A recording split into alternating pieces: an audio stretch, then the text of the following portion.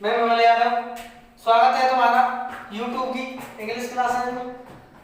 जैसा कि मैंने तुम्हें प्रेजेंट इंडेफिनिट का अफर्मेटिव वाक्य बताया था, उसके बाद नेगेटिव और इंटरोगेटिव का मैंने बोला था नेक्स्ट वीडियो में मैं तुम्हें इंटरोगेटिव और नेगेटिव दोनों ही दूंगा।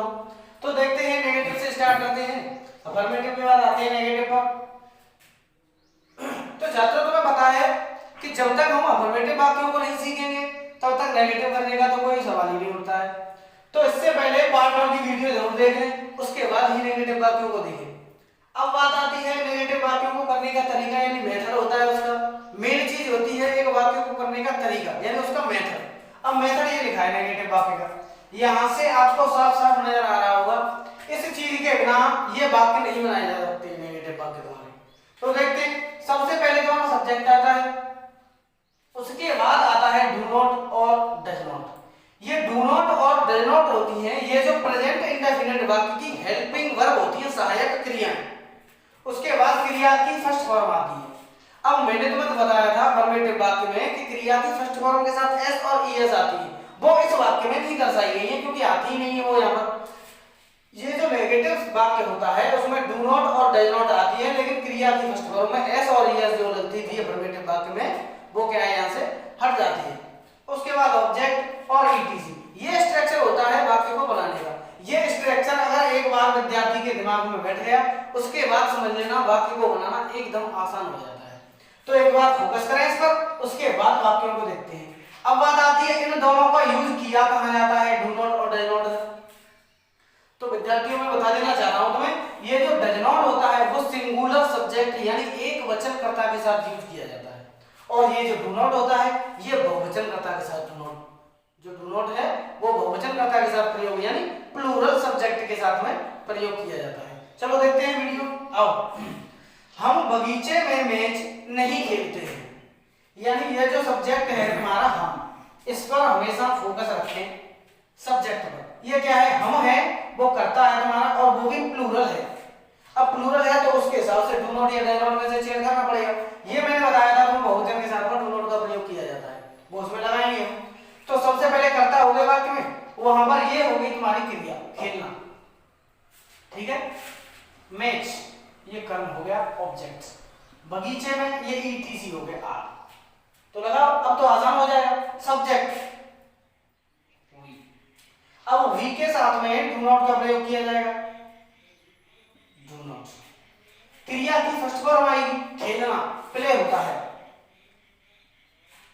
Match. We do not play match in garden.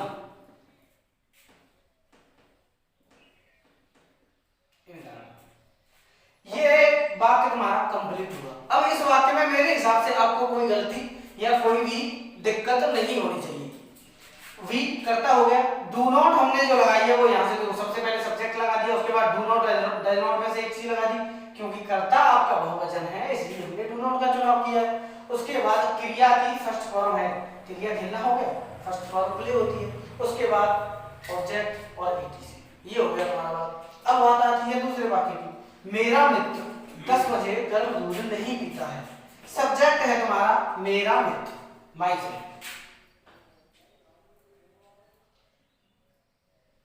My friend, अब बेटा अब यहां से तुम्हें एक चीज साफ साफ नजर आ रही होगी कि जो माय फ्रेंड है ये क्या है, सिंगुलर सब्जेक्ट है। क्योंकि देखो मेरा मित्र 10 बजे गर्म दूध नहीं पीता है, किसी एक व्यक्ति की बात की जा रही है, यानी मेरा कोई मित्र एक ही है उसके बारे में बात की जा रही है, तो इसके साथ डज नॉट आएगा, माय फ्रेंड डज नॉट। उसके बाद क्या है, क्रिया की फर्स्ट फॉर्म आई ड्रिंक होता है, DRINK, hot milk.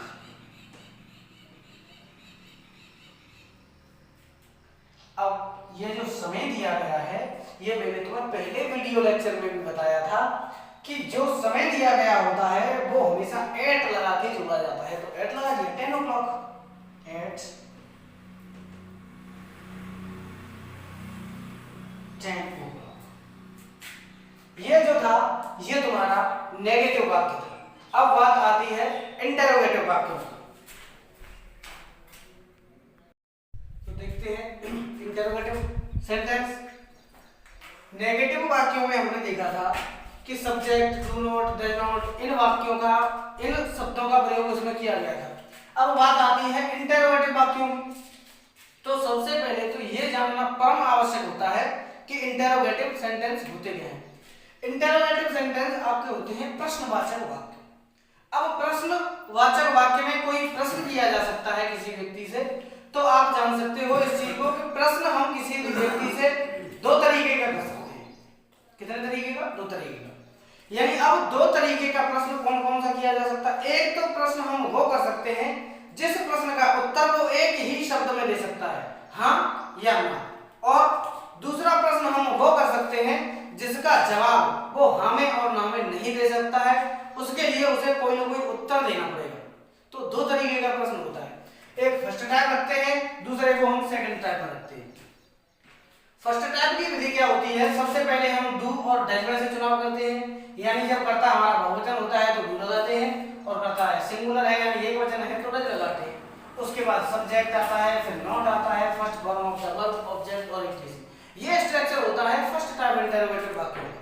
First type यानी जिन वाक्यों की स्टार्टिंग ही प्रश्नवाचक शब्द से हो जाती है, या हम उन वाक्यों का जवाब हाँ में और ना में दे सकते हैं।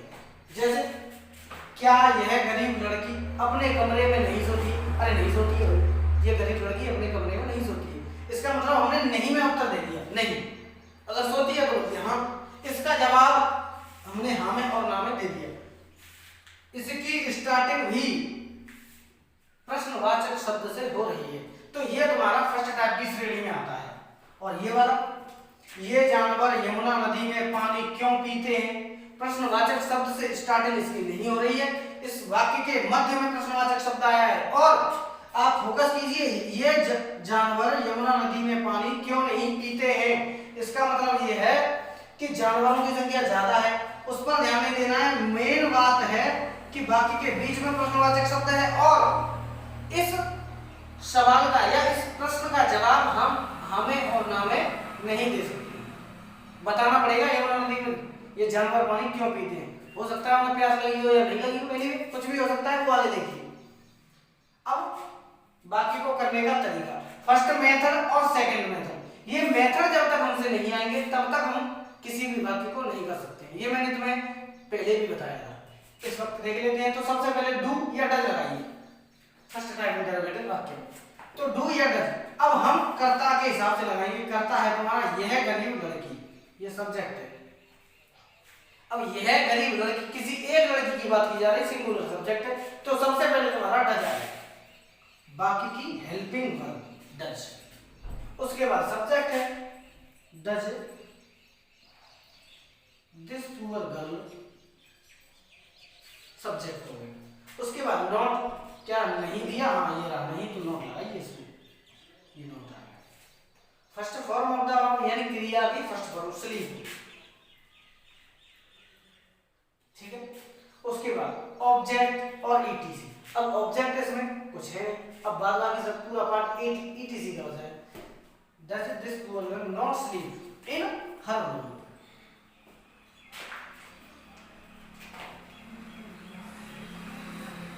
ये वाक्य तुम्हारा कंप्लीट हुआ। अब चूंकि हर ये लड़की के लिए यूज किया गया है, इसलिए इसके लिए क्या लगाएगा? हर लगाएगा। ये जानवर यमुना नदी में पानी क्यों नहीं पीते हैं, ये तुम्हारा सेकंड टाइप प्रश्नवाचक वाक्य है। कौन सा है? सेकंड टाइप प्रश्नवाचक। ये जानवर यमुना नदी में पानी क्यों नहीं पीते हैं। अब इस वाक्य को करते हैं सेकंड टाइप के मेथड से। अब सेकंड टाइप का मेथड हमारे पास ये रहा, देखिए क्वेश्चन मार्क वर्ड, यानी सबसे पहले क्या आएगा? Question mark word. तो लगाइए, क्योंकि अंग्रेजी सबसे पहले लगाइए वाई। अब उसके बाद है तुम्हारा फर्स्ट टाइप इंटरोगेटिव सेंटेंस, यानी टोटल यही पूरा होता जाएगा जो हम बातें जिस प्रकार आपने फर्स्ट टाइप इंटरोगेटिव का विधि लिखा था उसी विधि से वही के आगे, यानी इस प्रश्नवाचक शब्द के बाद टोटल इसको उतार दीजिए और वाक्य तुम्हारा बिल्कुल सही हो जाएगा। ये जानवर यमुना नदी में पानी क्यों नहीं पीते हैं। अब इसके बाद हमें मेड देखना है, क्या सब्जेक्ट देखना है। सब्जेक्ट नहीं डू या डज, सबसे पहले यही तो आएगा। तो डू या डज देखिए, ये जानवर बहुवचन हो गए, उसके हिसाब से डू आएगा। अब सब्जेक्ट आएगा दीज एनिमल्स,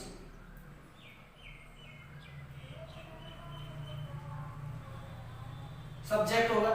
अब उसके बाद आता है तुम्हारा नॉट, नहीं है समझे ना, उस हिसाब से नॉट दिया गया, ठीक है। First form of the verb यानी ड्रिंक, पीना।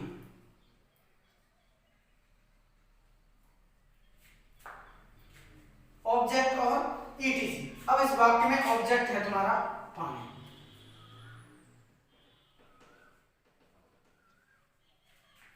In the Yamuna river.